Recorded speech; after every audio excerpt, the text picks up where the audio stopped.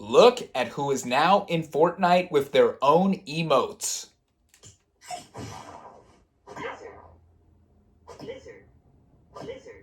I swear, everything is coming to this game now.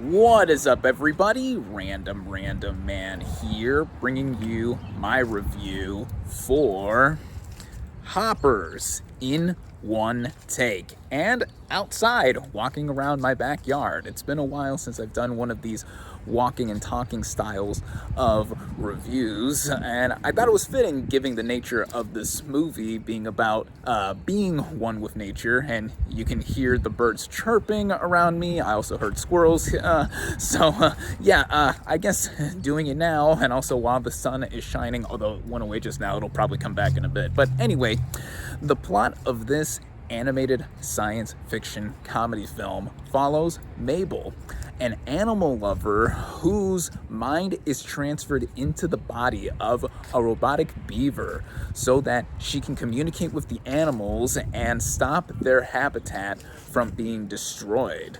Now, going into this movie, I was quite looking forward to seeing it, as this is the latest film from Disney and Pixar. This is specifically Pixar's 30th feature film, if you can believe that, as since 1995, with the first Toy Story film, they have basically averaged doing a movie a year. And back in September, for the most recent re-release of Toy Story for the 30th anniversary, I did a video talking about that film, reminiscing on its legacy, and of course my overall thoughts on it, having seen that in the theater for the first time at that time.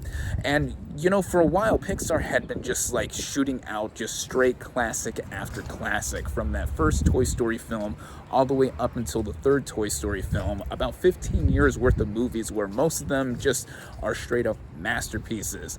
And then for a period they fell off, even though mostly what they were putting out was pretty good. But of course, we were putting Pixar up to such a high standard that, you know, we were losing sight of a lot of different things that they were still doing, and most of them with a lot of original concepts, just like Hoppers.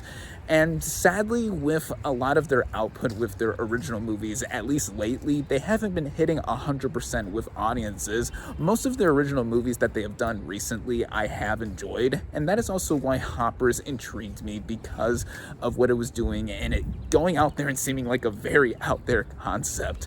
And I think that is also aided by how the vocal performances help bring this movie to life, which, in starting out with the vocal cast and their performances, we have Piper Curda as Mabel. Now, she is this 19-year-old college student who is a big activist, who is one for the animals and being one with the environment overall. She loves animals. She has loved animals since she was very young, and it's helped out by her grandmother also being one who is advocating for being outside and just being one with nature. And growing into an adult, she still has that idea, and then stumbling onto this technology, the titular Hoppers technology, to help go ahead and communicate with the animals to save their habitat. Ooh, it's getting windy. To save their habitat from getting destroyed is something that I think makes for a lot of relatability here. I mean, of course, I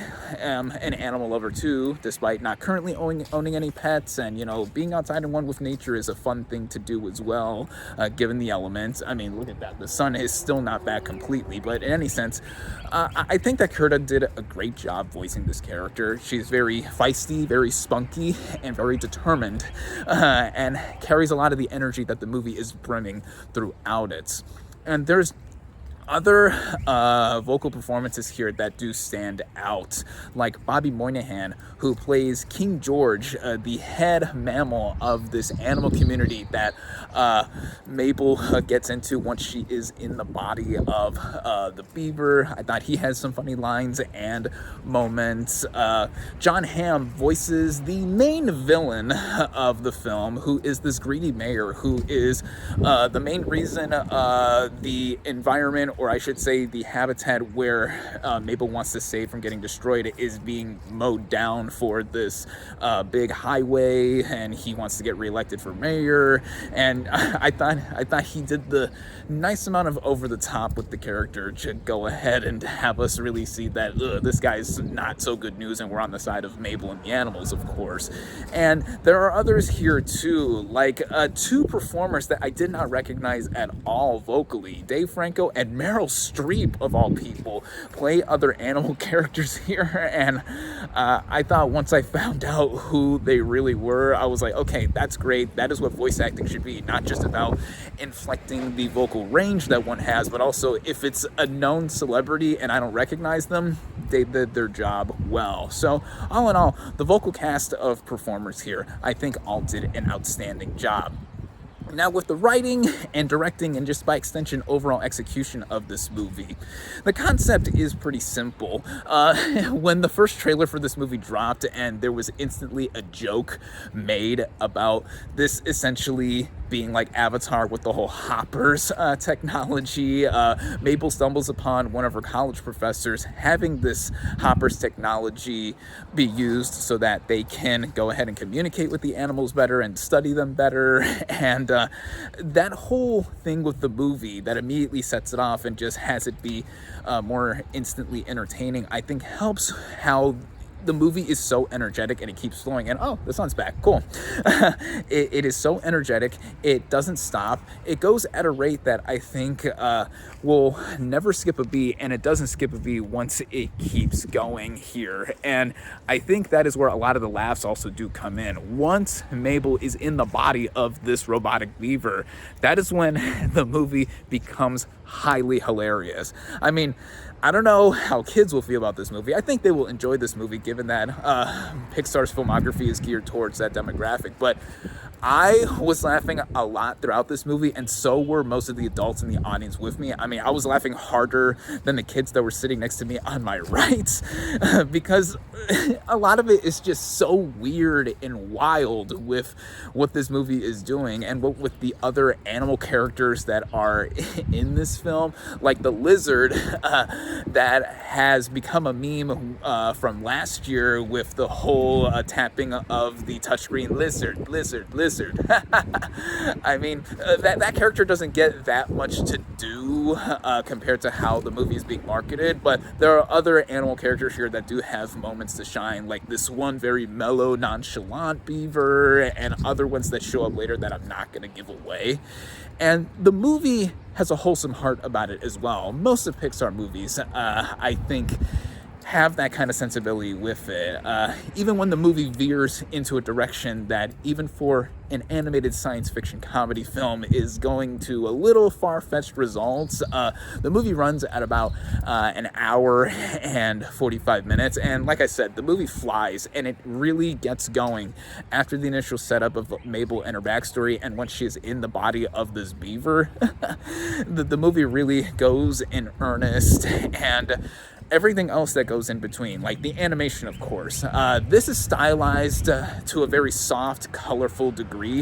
Some visual aspects reminded me of what Studio Ghibli has done, but of course this is in a 3D CGI capacity, and with the signature stylings that Pixar usually does, high quality animation throughout it, just the rendering of a lot of the actual nature that we see here, like the trees, the animals, the forest, the grass. I mean, this movie is basically telling us all to touch grass if you weren't inspired to do so already, with the whole activist angle that Mabel is going for, and saving the environment, helping the animals, all this stuff, which is what I really liked about this movie overall too, along with other technical elements here, like the music. The original score was done by Mark Mothersbaugh, and I thought that helped to move the movie along. And over the end credits, there was an original song here performed by SZA. I love SZA, and I instantly recognized her voice when the song started playing. And all in all,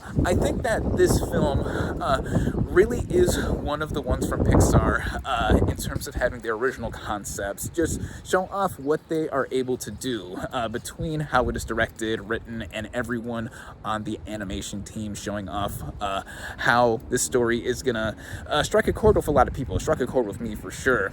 It's also one thing to think about in that a lot of people are considered what is major or minor works of Pixar. You can consider this a minor work if you would, because like I said earlier, original works from Pixar, most of them are not necessarily hitting the same beats like they have done before when they were at their peak decades ago. But I still think that movies like Hoppers reinforce that, yes, Pixar has built themselves a legacy with their original movies. And I think they should continue to do films like this, even though, of course, we are only a few months away from Toy Story 5. And of course, that's going to be a big movie. And from the first trailer, the first full trailer that movie released and was played in front of my screen for Hoppers, I am looking forward to see what is going to be done with this next installment of the Toy Story series. And as much as I really enjoy the sequels that we get from Pixar, most of them I should say, the original films are what they should not lose sight of and what they should keep going and doing for. What with how Hoppers is another example of something that I think is more than solid. I think this is a strong effort from them, and it's a movie that I definitely recommend everyone go out and see, whether or not you are a fan of Pixar from yesteryear, or even if you've always liked them like I have. Just anyone seeing this movie will get something out of it, and I think everyone will just come away with it with something to latch onto, whether or not you actually literally touch grass or you go ahead and want an entertaining fun time at the movies. With all of that being said, my final verdict for Hoppers is 4 out of 5 stars.